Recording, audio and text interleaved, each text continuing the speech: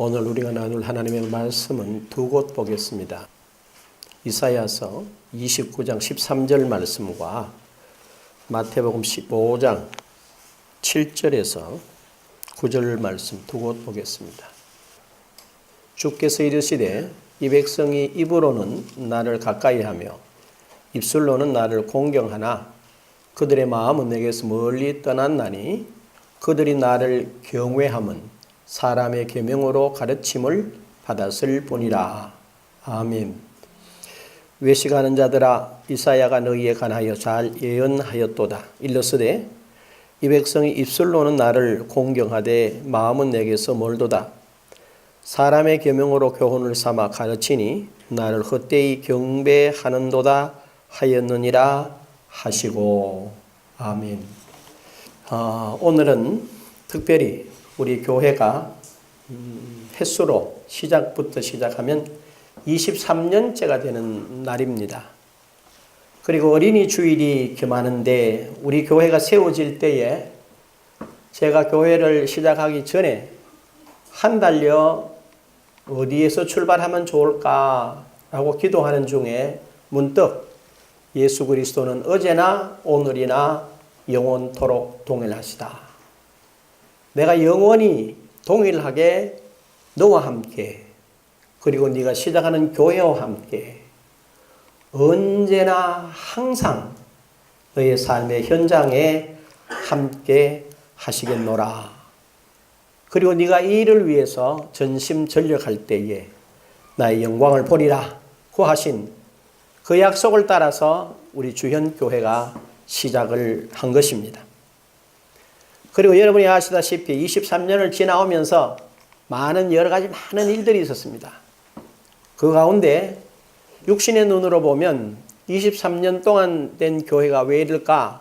외적으로 그럴지 모르지만 내적으로는 얼마나 감사한지. 오늘 새벽에도 제가 미명에 일어나서 한 2시간 정도 말씀 준비를 하고 1시간 정도 깊이 기도하면서 하나님의 실제 하심, 제 심령에 또 여러분에게 실제 하시는 내용을 하나님이 이렇게 보여주시는데 얼마나 감격스러웠는지. 1시간 기도하는 시간이 정말로 잠깐 지나가는 것 같은 그러한 시간을 갖게 하시고 큰 위로가 있었습니다. 특별히 주의 종인 제게 그러한 위로와 하나님이 주신 평강이 있기 때문에 우리 교회는 앞으로 반드시 히브리서 13장 8절 말씀을 기초로 해서 이 말씀으로 주님이 주신 땅 끝까지 이르러 내 증인이 되리라 하신 말씀 앞에 우리 교회라고 하는 주현 교회의 이름으로 여러분의 개개인의 이름과 자녀 손들의 손길을 통해서 하나님의 나라가 반드시 진행되어질 줄로 믿습니다. 그리고 우리 교회는 하나님께서 특별히 복음, 고린도전서 1장 18절에 있는 대로 십자가의 도가 멸망한 자들에게는 미련한 것이로되 구원 얻는 우리에게는 하나님의 능력이 됨이라. 이 말씀이 그냥 설교해 적고 그냥 묵상했던 말씀인데 약 한 6, 7년 전에 제게 무엇으로 새 언약의 말씀으로 와닿았습니다. 새 언약을 보게 되면 주님께서 최후의 성찬식을 가지면서 이는 너희와 세우는 새 언약이다 라고 하시면서 당신의 잔을 주시면서 말씀하셨던, 그런데 그 부분을 깊이 숙고하지 못해서 넘겨뜨렸는데 그 말씀이 한 6년 전쯤에 해서 제게 사실적으로 비춰져 왔습니다. 그리고 지금은 얼마나 구체적이 됐는지 이제는 다시는 신앙이 어느 날은 올라갔다가 어느 날은 다운되는 요요 현상이 아닌 날마다 주님을 향하여 뭐하는 올라가는 신앙으로 하나님이 저를 인도해 주셨기 때문에 여러분도 반드시 그 복된 여정을 가실 줄로 믿습니다. 그래서 고린도전후서 5장 17절에 보면 그런즉 누구든지 그리스도 안에 있으면 새로운 피조물이라.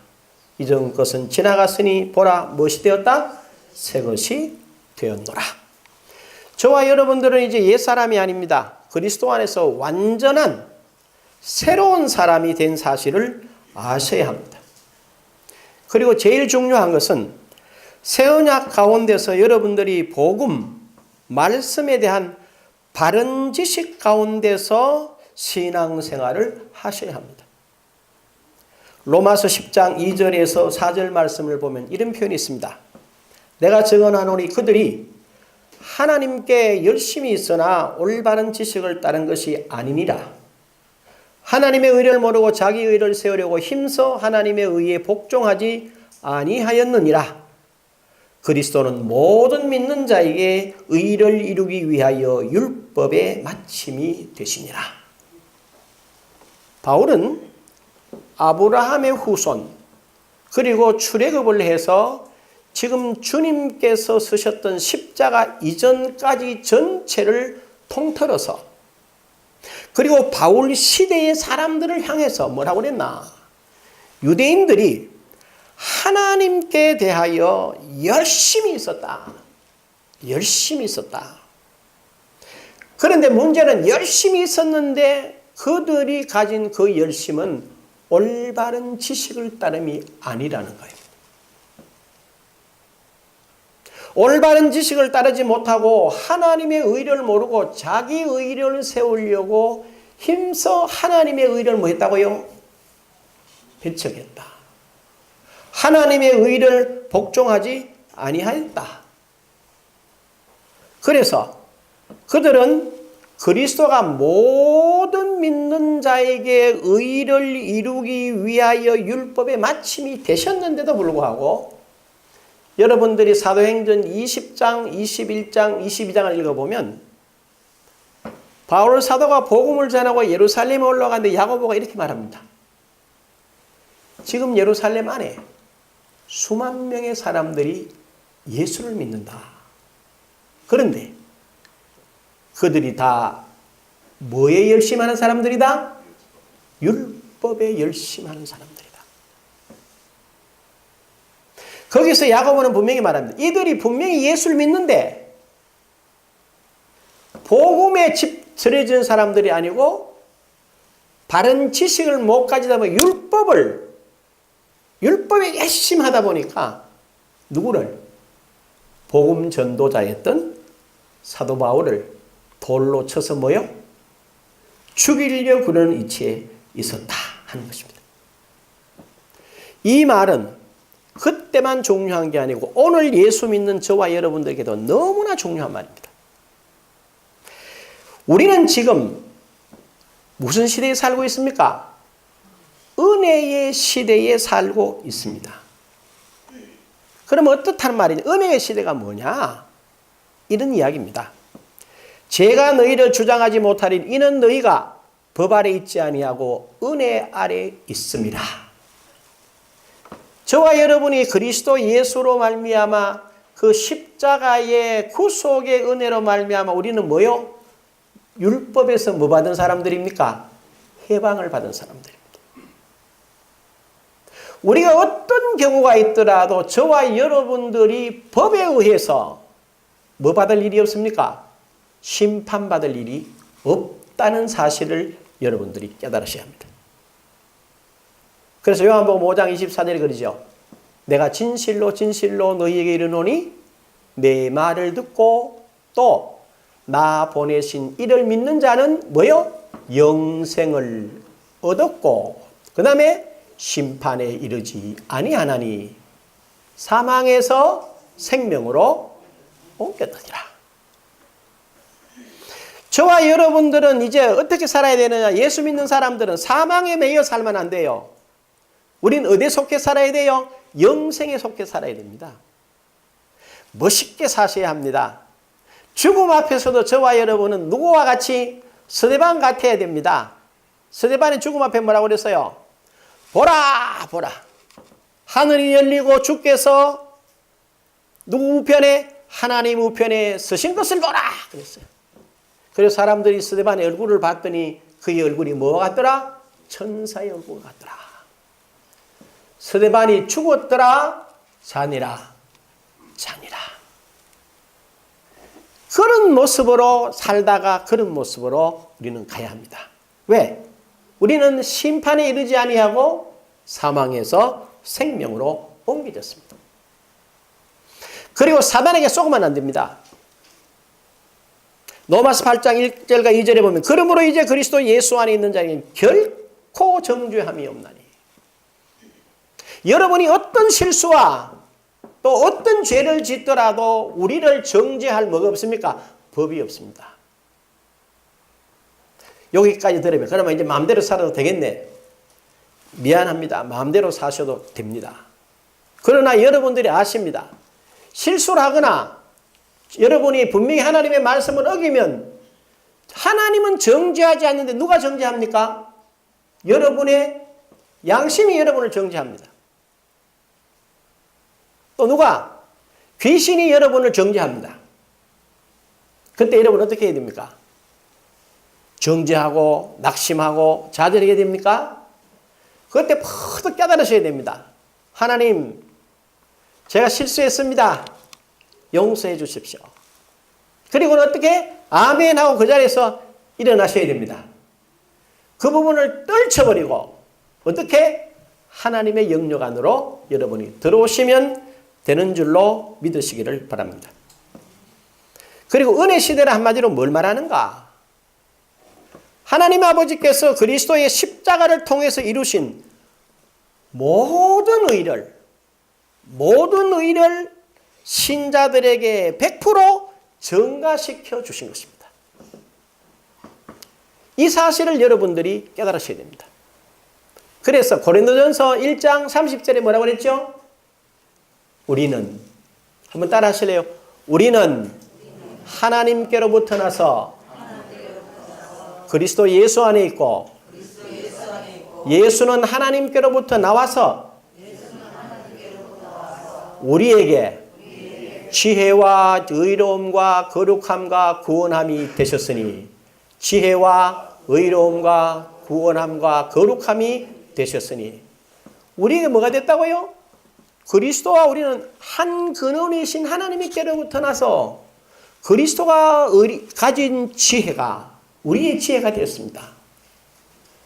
그분이 가진 의가 우리의 의가 됐습니다.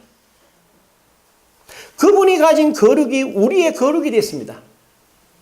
그분이 온전히 이룬 구원이 저와 여러분의 온전한 구원이 된 줄로 믿습니다. 이것이 오늘 저와 여러분입니다.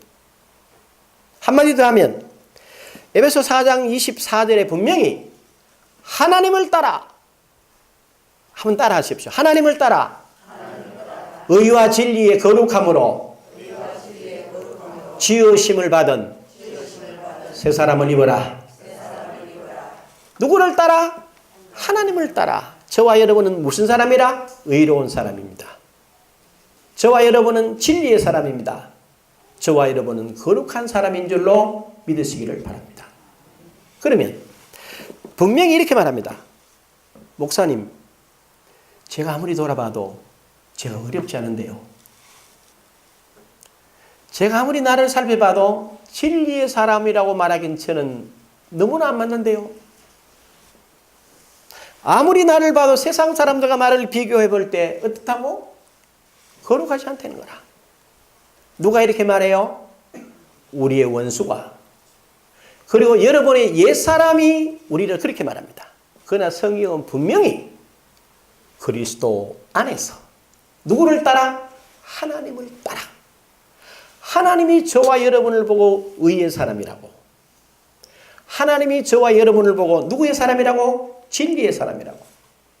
하나님이 저와 여러분을 보고 거룩한 사람이라고 말씀하고 계심을 믿으시기를 바랍니다. 그렇게 보고 있습니다. 이 가운데 뭐 해야 됩니까? 저와 여러분이 서셔야 합니다. 이러한 새 사람됨을 알고 믿고 그 위에 서는 일에 저와 여러분은 뭐 해야 돼요? 전심전력하셔야 합니다. 응? 바로 하나님이 주신 이 성서적인 영적인 바른 나의 정체성을 가져야 됩니다. 우리가 오늘 읽은 본문 이사야서 29장 13절의 배경은 이러합니다. 여러분 이사야서 펴놓으셨어요? 28장을 한번 보시길 바랍니다. 이사야 28장 5절을 여러분 한번 보십시오. 거기 이렇게 되어 있습니다. 그날의 만군의 여호와께서 자기 백성의 남은 자에게 뭐요? 영화로운 면류관이 되시며 아름다운 화관이 되실 것이라. 뭐라고요? 만군의 여호와께서 자기 백성의 남은 자에게 뭐가 된다? 영화로운 면류관이 되시며. 누가요? 만군의 하나님 여호와께서. 만군의 여호와께서 자기 백성의 남은 자에게 영화로운 면류관이 되시며 아름다운 뭐가 된다고 그랬어요? 화관이 되실 것이라. 누가? 만군의 여호와께서. 놀라운 이야기죠? 6절을 보십시오. 재판석에 앉은 자에게는 재판하는 영이 되시며 성문에서 싸움을 물리치는 자에게는 뭐가 되시리라? 힘이 되시리로다. 누가요? 만군의 여호와께서. 이러면 이스라엘은 완벽합니까? 안 완벽하겠어요? 하나님이 영화로운 면류관이 되어주시고 하나님이 아름다운 관이 되어주시고 아버지께서 재판하는 자에게 판결의 영으로 같이 하시고 성문을 지키며 싸우는 자에게 힘이 되어주신다면 이보다 더 온전한 것이 있겠습니까? 없겠습니까? 없다 이 말이에요. 이게 누굽니까? 바로 28장 1절에 보면 에브라임의 이래서 에브라임을 하나님께서 이렇게 해놓으신 거예요. 여호와께서 스스로 아름다운 관이 되어주시고 영화로운 관이 되어주시고 아름다운 화관이 되어주시고 그 하나님께서 이들에게 판결하는 영으로 성문을 지키는 자에게는 성문을 지킬 수 있는 힘이 되어주셨다는 거라. 그러면 누구만 의지하고 나가면 되겠습니까? 하나님만 의지하고 나가면 된다는 거라. 그리고 여러분이 알다시피 여기 나오는 이 에브라임이 누군지를 알죠? 에브라임이 누굽니까? 요셉의 두 번째 아들이 에브라임입니다. 그래서 뭐라고 그래요? 이렇게 표현합니다. 창세기 41장 52절에 보면요. 요셉이 아들을 놓고 둘째 아들 에브라임을 놓고 이렇게 말합니다. 하나님이 나를 내가 수고한 땅에서 번성하게 하셨다. 에브라임을 놓고 오늘 우리 은찬회처럼 이렇게 들고 하나님께서 내가 수고한 땅에서 나를 번성케 하신 것이 이 아들입니다. 이렇게 하나님께 드린 거예요. 누구를? 둘째 아들 에브라임을. 그 다음에 또 어떻게 됩니까? 창세기 48장 19절을 보게 되면 요셉의 아버지 야곱이 둘째 아들, 둘째 손자인 에브라임에게 오른손을 그 머리에 얹습니다. 얹어서 뭐라 그럽니까? 이는 형보다 큰 자가 되고 여러 민족을 이루리라 이렇게 축복합니다. 누구에게? 손자 에브라임에게. 그런데 그 결과가 어떻게 되느냐? 놀라운 사실이 일어납니다. 여러분이 아는 대로 이스라엘에 출애굽할 때 첫 번째 지도자가 누구였습니까? 모세였습니다. 모세는 어디 지파에 속합니까? 레위 지파에 속합니다. 그런데 두 번째 지도자인 여호수아는 어느 지파에 속해요? 바로 에브라임 지파에 속합니다. 민수기서 13장 8절에 보면 에브라임 지파를 대표하는 호세아, 여호수아를 호세아라. 히브리어는 그렇게 씁니다. 바로 두 번째 이스라엘의 영도자가 되는 사람이 에브라임 지파의 누구였다고요? 여호수아였다는 거라. 그래서 가나안 땅을 정복하고 그 백성을 세웁니다. 그 다음에 그들이 잘 내려가다가 실패합니다. 그때에 하나님께서 솔로몬에게서 나라를 빼앗아서 누구에게 나눠줍니까? 여로보암이라고 하는 북왕국 이스라엘을 세울 때 여로보암에게 솔로몬에게 있던 10지파를 하나님이 빼앗아가 여로보암에게 주는데 이 여로보암이 어느 지파에 속해요? 바로 에브라임 지파에 속합니다. 그럼 정확하게 말하면 뭡니까? 에브라임을 통해서 북왕조 이스라엘의 뭐가 됐다고요? 왕이 된다는 거라. 이게 누굽니까? 바로 에브라임 역할이라. 그래서 하나님이 하시는 말씀이 에브라임아 내가 너를 뭐하게 영화로운 면류관으로 되어줬고 내가 되어줬고 내가 너의 아름다운 화관이 되어줬다. 내가 너의 모든 판결하는 자의 판결의 영이 되어줬고 너희 성문을 지키는 자에게는 나 여호와가 뭐가 되어줬다? 힘이 되어줬다는 거라. 그러면 에브라임 지파 북이스라엘은 누구만 의지를 하고 살아야 되겠어요? 여호와 하나님만 바라봤더라면 이 사람들은 실패할 이유가 없었습니다. 그런데 어떻게 되나? 얘들이 높아지니까 실수를 합니다. 두 절만 읽어요. 28장 이사야 28장 1절 2절 한번 보시죠. 이렇게 됐습니다. 에브라임의 술 취한 자들의 교만한 면류관은 화 있을진정 술에 빠진 자의 성 곧 영화로운 간이 기름진 골짜기에 세운 성이여 쇠잔에 가는 꽃 같으니 화 있을진정. 술에 취해서 세상에 취해서 누구를 버렸단 말이에요? 영화로운 관이 되시는 아름다운 화관이 되시는 하나님을 버렸다는 거라. 그래서 뭘 쫓아갔다는 거예요? 선지자가 지적하는 대로. 이들이 입으로는 하나님을 가까이 하는 것 같고 입술로는 하나님을 경외하는 것 같은데 사실은 뭘 따랐다? 하나님의 말씀대로 하나님이 그들의 면류관이요 힘이요 판결의 영이라는 걸 놓쳐버리고 자기 계명으로 갔다는 거라고 실패했다는 거예요. 이 이야기를 하는 겁니다. 그리고 오늘 신약을 읽었어요. 그 신약의 본문이 무슨 내용이냐? 여러분 마태복음 15장을 한번 가보십시오. 14장 34절을 한번 보십시오. 그들이 건너가 게네사렛 땅에 이르니 그곳 사람들이 예수신 줄 알고 그 근방에 두루 통지하여 모든 병자를 예수께 데리고 와서 다만 예수의 옷자락이라도 손을 대게 하시기를 간구하니 손을 대는 자는 다 나음을 뭐하니라? 얻으니라. 근데 문제는 뭡니까? 그때 언제? 게네사렛 땅에서 모든 병자들이 나와서 예수님의 옷가에만 손을 대는 자와 예수가 손을 얹은 모든 자가 나음을 얻은 그때에 예루살렘으로부터 바리새인과 서기관들이 내려왔어요. 내려와서 예수님께 뭐라고 그러나?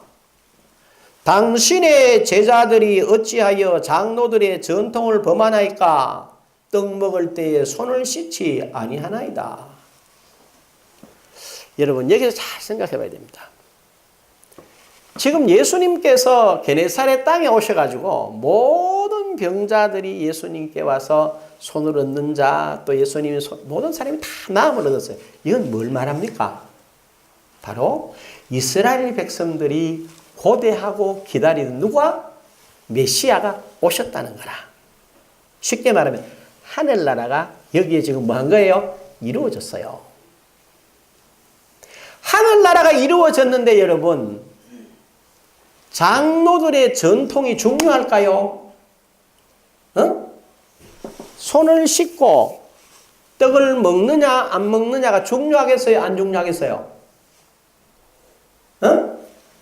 전혀 안 중요하지. 전혀. 그런데 뭐 한 거예요? 이 사람들이 이게 뭔지를 모르는 거라.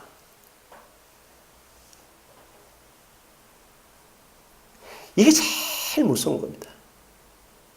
지금 하나님의 나라가 임해서 하나님의 역사가 나타나고 실제가 이루어지는데 눈으로 보고 그 현장에 있으면서 이게 뭔지를 모른다는 거. 이거보다 불행한 일이 없는 거예요. 그래서 이 사람들이 하는 말이 그래요. 대답하여 이르시되 어리석다 이렇게 나무라질 않아요. 받아주십니다. 3절에 대답하여 이르시되 너희는 어찌하여 너희 전통으로 하나님의 계명을 범하느냐. 하나님이 이르시되 내 부모를 공경하라 하시고 또 내 아버지나 어머니를 비방하는 자는 반드시 죽임을 당하리라 하셨거늘 너희는 이르되 누구든지 아버지에게나 어머니에게 말하기를 내가 드려 유익하게 할 것이 하나님께 드림이 되었다고 하기만 하면 그 부모를 공경할 것이 없다 하여 너희의 전통으로 하나님의 말씀을 폐하는도다. 예수님께서 쓸데없는 소리 이렇게 말하지 않고 설명합니다. 뭐라고 설명하느냐? 너희는 어찌해서 너희가 세운 전통과 하나님의 말씀 어느 것을 더 우선시해야 되겠냐? 그런데 놀랍게도 너희는 너희가 세운 전통으로 하나님의 말씀을 분명히 뭐 했다? 폐했다는 거라. 그러면서 이사야서 29장 13절을 인용해서 너희가 이랬기 때문이다 지적해 주셨어요. 문제는 바로 여기에 있습니다. 뭘 이해하고 싶으냐? 제가 오늘 여러분에게 드리고 싶은 말씀은 바로 여기에 있습니다. 오늘 우리는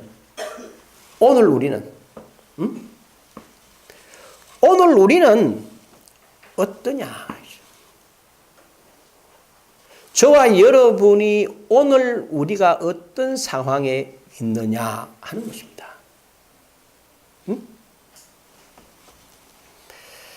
심령의 말씀을 여러분이 듣고 전해주는 말씀을 들을 때 제일 안타까운 게 이거였어요. 제가 신학교를 갔는데 신학교를 가서 공부를 하러 갔습니다. 공부를 하러 갔으면 선생님에게 뭐 해야 되겠습니까? 배워야 합니다. 배우려고 그러면 뭘 해야 되겠어요? 나를 비우거나 아니면 나를 잠잠히 해놓고 선생님이 가르치는 걸 액면 그대로 열심히 받아들여야 합니다. 받아들여서 뭐 해야 될까? 내가 아는 거랑 선생님이 아는 거랑 또 선생님이 아는 깊이와 넓이와 높이를 배워야 됩니다. 그렇게 신학 5년을 했어야 돼요. 그건 제가 돌아보니까 뭘 했나? 신학교에서 공부를 하면서 내가 알고 있는 거 이걸 가지고 선생들에게 맞습니까? 틀렸습니까? 라는 생각을 가지고 공부를 하다 보니까 뭐 했어요? 공부를 제대로 못한 거라. 그리고 뭐 해졌느냐? 더욱더 완고해져서 목사가 된 거예요. 그렇기 때문에 어떻게 돼요? 목사가 되었어도 신학교를 졸업하고 2년 동안 인턴을 마치고 목사고시를 치고 목사가 됐어요. 그러면 목사가 되기 위해서 우리는 적어도 7년을 공부했어요. 뭐 되기 위해서? 목사 되기 위해서. 그러면 목사가 되고 나서는 뭘 해야 되겠습니까? 목사를 공부해야 됩니다. 그래서 뭐 했나? 목사가 된 후에는 최소한 목사로서 부교육자로서 저는 9년이라고 하는 긴 시간을 인턴 과정을 거쳤습니다. 목사님들을 모시고 장로님들을 모시고 듣고 보고 배웠어요. 그래서 담임 목사가 됐어요. 그런데 대부분 보면 그렇지를 못하고 자기가 배운 대로 목회를 하는 거라. 자기가 배운 대로. 그러다 보니까 어디 빠져버렸느냐? 자기 생각에 빠져버렸어요. 그래서 뭐에? 자기 의견이 안 맞으면, 자기 생각이 안 맞으면 뭐까지? 성경도 자기식으로 해석하고 설명하는 거예요. 그러다 보니까 뭘 가르쳤나? 교인들에게 종교를 가르치고 나도 모르게 율법을 교인들에게 가르친 거예요. 그래서 그 결과로 교인들이 교회에 올 때마다 살아나질 못해요. 교회에 올 때 어떻게 봐야 되느냐? 여러분이 주일날 교회를 올 때, 오늘 가면 하나님이 목사님을 통해서 무슨 말씀을 주실까? 라고 하는 기대를 가지고 오셔야 됩니다. 오늘 주시는 말씀을 내가 아멘으로 받고 한 주간 동안 그 말씀 붙잡고 기도하면서 그 말씀으로 가는 발에 등으로 가는 길의 빛으로 내 모든 생각과 판단, 내 비추는 내용을 삼아야 되겠다. 이렇게 와야 된다는 거예요. 그런데 대부분 어떻게 그냥 와요. 그냥 와서 설교를 들어요. 그래가 가만히 듣다가 들으면 설교가 가만히 들어보면 비슷비슷해요. 그 말이 그 말 같아요. 그럼 어때요? 다 아는 것 하네. 그리 생각하기 시작하면 그때부터 뭐가 온다? 그때부터 눈 감고 잠이 오지. 그럼 언제 깬다? 축도하고 아멘 하면 깹니다. 그리고 본문만 들었지 그 다음 모르는 거라. 이게 계속 되는 거예요. 그 다음부터는 뭐가 되느냐? 내가 교회를 몇 년 다녔는데 전에 우리 목사님은 안 그랬는데 내가 아는 건 그게 아닌데 이렇게 되는 거예요. 지난주, 이번 주, 다음 주까지 내드리는 아모스 8장 11절에서 13절을 여러분이 잘 외우셔야 합니다. 11절에 뭐라고 그랬어요? 여호와의 말씀이니라. 보라, 때가 이르리니 내가 기근을 땅에 보내리니. 이 기근은 물이 없어 가람이 아니요 양식이 없어 주림이 아니라 여호와의 말씀을 듣지 못한 기근이라. 오늘 12절에 사람들이 뭐라고 그랬어요? 이 바다에서 저 바다까지, 북쪽에서 동쪽까지 비틀거리며 여호와의 말씀을 구하러 다녀도 뭐하지 못하더라? 얻지 못하더라. 다음 주에 나갑니다. 뭐라고 되어 있습니까? 그때에 아름다운 처녀와 젊은 남자들이 뭐하더라? 가라앉아 쓰러지더라. 죽더라. 이런 시대가 온다는 거라. 왜? 사람들이 자기 생각으로, 내 생각으로 안 맞으면 하나님의 말을 배척하는 거라. 왜 그러냐? 율법을 배워서 그렇다는 거죠. 이게 오늘까지 지나온 저와 여러분의 삶의 내용입니다. 그러나 오늘 분명히 달리 말씀드릴 겁니다. 뭐라고 말하느냐? 지금 저와 여러분은 전혀 다른 차원의 삶을 사셔야 합니다.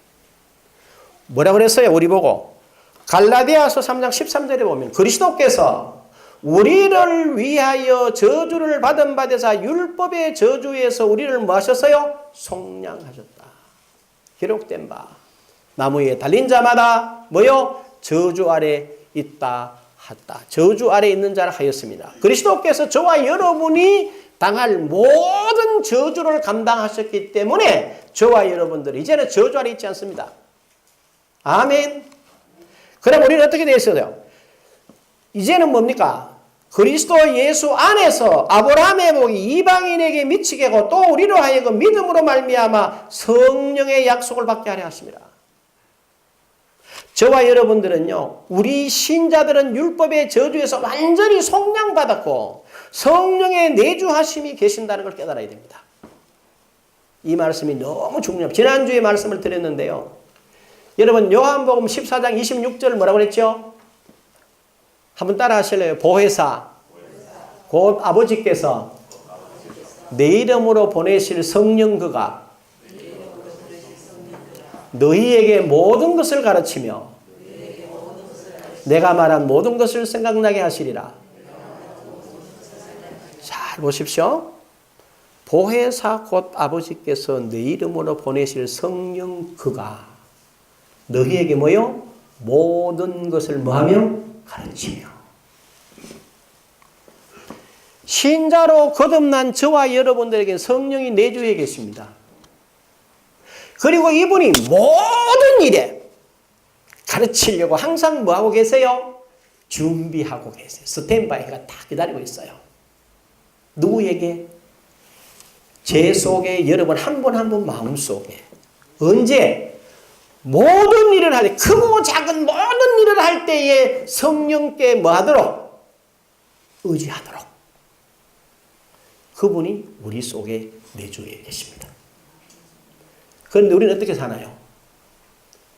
그분을 그렇게 내주하시는 사실을 뭐 해야 될까? 첫째, 인정하셔야 됩니다. 인정하셔야. 두 번째, 인정했다면 내가 모든 일을 할 때 그분과 뭐 해야 되겠어요? 의논하셔야 돼요. 의논하시면 그분이 반드시 우리한테 뭐 한다? 가르치신다. 그래서 바울은 이 말을 기가 차게 옮겼어요. 빌립보서 4장 6절에 보면 이렇게 말되어 있습니다. 아무것도 염려하지 말고 오직 모든 일에 기도와 간구로 너희 구할 것을 뭐해라? 감사함으로 하나님께 아뢰라. 그리하면 모든 지각에 뛰어난 하나님의 평강이 뭐라고 했어요? 너의 마음과 생각을 지키시리라. 그러면 우리가 성령을 모시고 그분께 아뢰게 되면 그분은 반드시 저와 여러분의 마음과 생각에 뭐 하신다? 말씀하신다. 아멘. 이렇게 되어 있어요. 이걸 놓치면 우리는 이걸 놓치고 뭐 하느냐? 딴소리를 자꾸 해요. 뭐라고? 똑바로 살으라고. 정직하게 살라고. 의로운 사람이 되라. 그렇게 말하는 게 아니라고. 성령이 내 안에 계신다. 말씀이 그렇게 말씀하고 계세요. 그러면 뭐 하라고? 성령이 내주에 계시는 걸 여러분이 인정하시길 바랍니다. 두 번째, 여러분이 모시기를 바랍니다. 그분과 의논하시길 바랍니다. 그러면 반드시 그분이 저와 여러분의 어디에다가 마음과 생각에 말씀하시는 줄로 믿으시길 바랍니다. 성령 따라가면 어떤 일이 일어납니까? 성령과 같이 살면 사랑의 사람으로 변합니다. 응? 성령과 같이 살면. 성령과 같이 살면 희락의 사람으로 변합니다. 지난 금요일이에요. 이제 기도를 하러 교회로 왔어요. 2시간 기도를 해야 되겠다 하고 우리 신집사님이 앉은 자리에 앉아서 꼿꼿이 앉아서 기도를 시작했어요. 그래 기도를 했어요. 2시간 동안. 그래 열심히 기도를 했는데 지금 여러분이 드린 이 말씀을 하시는 거예요. 보혜사 곧 아버지께서 내 이름으로 보내실 성령 그가 너희에게 모든 것을 가르치며 모든 것을 가르친다. 나의 전 삶의 모든 것을 누가 가르친다고? 성령이 가르치신다고. 그럼 그걸 내가 어떻게 한단 말인가? 그때 빌립보서 4장 6절 7절 말씀을 주시면서 네 마음과 생각을 지킨 것이 아니냐. 아멘. 그러면 어떻게 된다고요? 성령이 사랑의 신이니까 살아가면 사랑이 나타난다. 성령과 함께 살면 뭐가 나타난다? 희락이 나타난다. 성령과 함께 살면 화평이 나타납니다. 성령과 함께 살아가면 오래 참을 수가 있습니다. 성령과 함께 살아가면 자비함이 넘칩니다. 성령과 함께 살아가면 양선이 생깁니다. 말씀 앞에 하나님 앞에 충성하게 됩니다. 온유하게 됩니다. 절제할 수 있습니다. 뭐라고 그랬어요? 이와 같은 것을 뭐 할 법이 없다? 금할 법이 없다. 이게 저와 여러분이 오늘 이사야서 29장 13절과 마태복음 15장 7절에서 9절 말씀대로 우리가 우리의 계명을 따라 살면 안 된다는 거라. 내 생각대로, 내 계획대로, 내 의지대로 살면 우리는 뭐합니까? 실패합니다. 분명히 로마서 8장 5절이에요. 육신을 따르는 자는 육신의 일을, 영을 따르는 자는 영의 일을 생각하나니 육신의 일은 뭐요? 사망이요. 영의 일은 뭐요? 생명과 평안이니라. 아멘.